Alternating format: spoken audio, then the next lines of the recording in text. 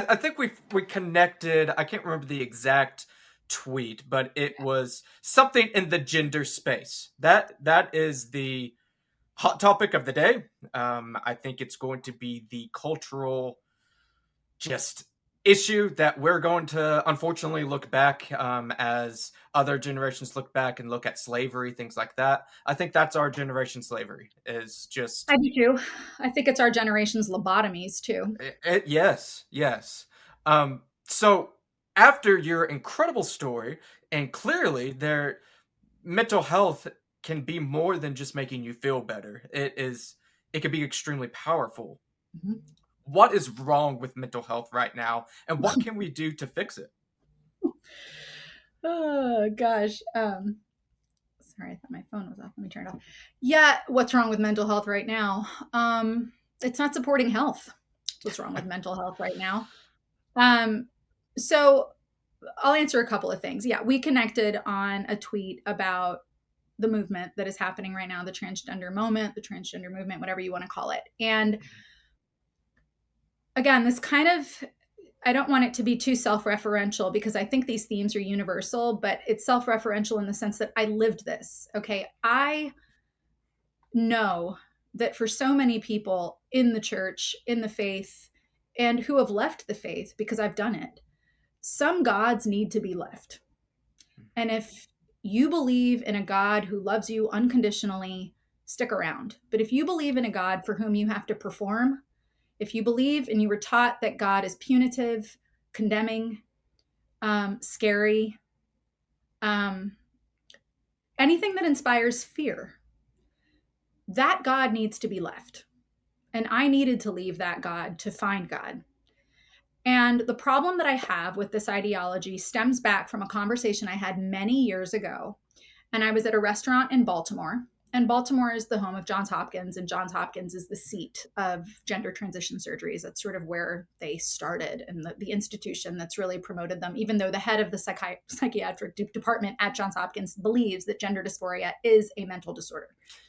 But Johns Hopkins, as an organization, supports surgery for gender transitioning. And I sat next to someone at a dinner party who was a trans man, is a trans man. And I truly adore this person. This is a soul who is warm and instructive and strong. And I have a lot of respect for the research that they do. She does, because this was a biological female who transitioned to a man. And I don't want to say any names because I'm not going to do that. But I'm sitting at a dinner party and I said, and I'm one of those people who can't small talk. I think it's a curse of a lot of therapists, but I can't small talk. And I'm also an Enneagram type 4, if you know anything about that. So we live on a much deeper level and it's boring for us anywhere else. So I turned to Will, which is, her adopted male name, and I don't know her female name. So I said to Will, can I ask you a question about transitioning? Yeah, yeah, totally. So open, so willing to talk about it. And I said, just what happened? When did you know that you wanted to go from being a biological female to a male? And what came out of Will's mouth was, oh my God, I just hated my breasts and I hated my body. Like every time I looked in the mirror, I just hated myself and I hated my mother. And there's all of this hatred spewing out of Will's mouth. So fast forward to the current transgender moment. I don't believe, first of all, that good decisions about the self are based in self hatred. I don't think we come to good conclusions based on any kind of self hatred. I don't think we make good decisions from self hatred. And yet, this is what I see in the transgender population at large is a self hatred until they transition. And then they believe that if they transition, they will be loved. And this leads me to the spiritual component. I do not believe that the love of God is conditional. That has not been my experience, nor is it my theological belief about the nature of a God who is love. That love is not conditional. So if God loves us unconditionally and we are to love ourselves the way God taught us what love is, our love for ourselves should be unconditional. And what that means is I don't have to take hormones and I don't have to transition to anything to love myself. So my view of the self is much more holistic.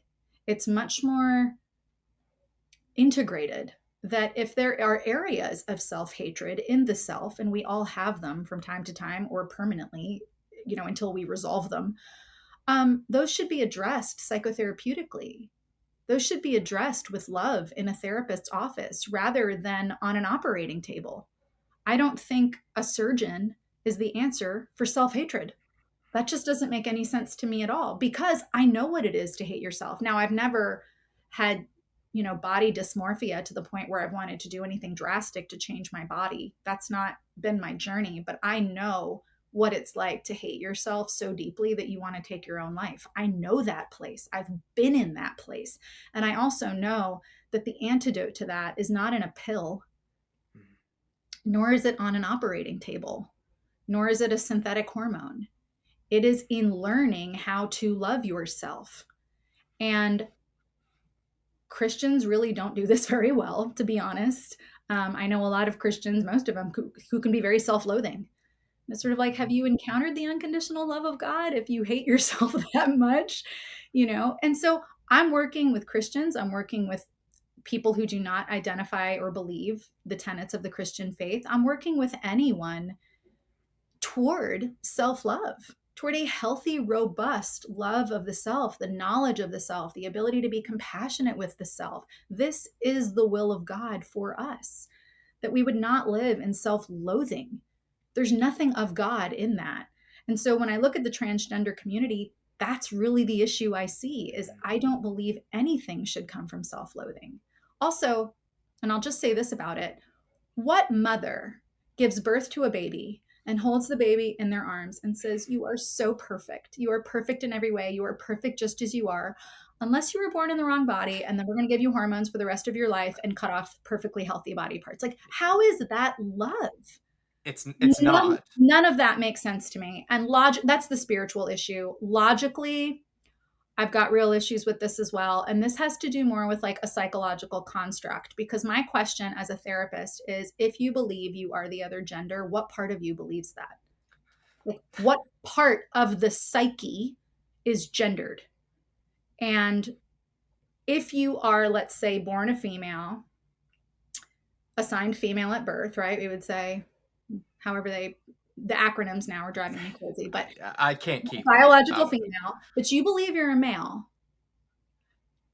You are a biological female, otherwise you wouldn't need to transition. Okay, so let's establish that you are transitioning from one to the other, which means you are the one first before the other. Let's just assume you could transition.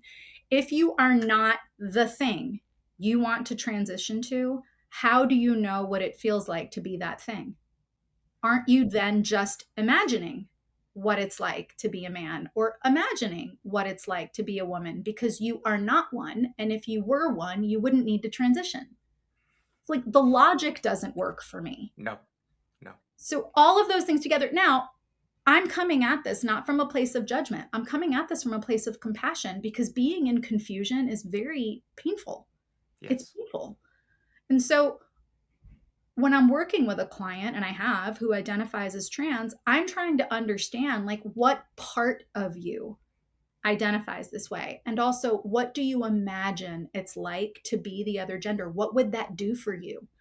What do you imagine? What part of you would be expressed if you were a male and you're a biological female, or if you're a female and you're a biological male? And then we might work on holding both the masculine and feminine within the self without needing to codify our entire identity around masculine or feminine. Yeah. Because if you look at trans people, they are very typically the stereotypical embodiment of Yes. gender. Yes. They're sort of becoming a stereotype. And I'm like, can you hold, for example, if you're a biological female, the masculine traits within yourself and express them?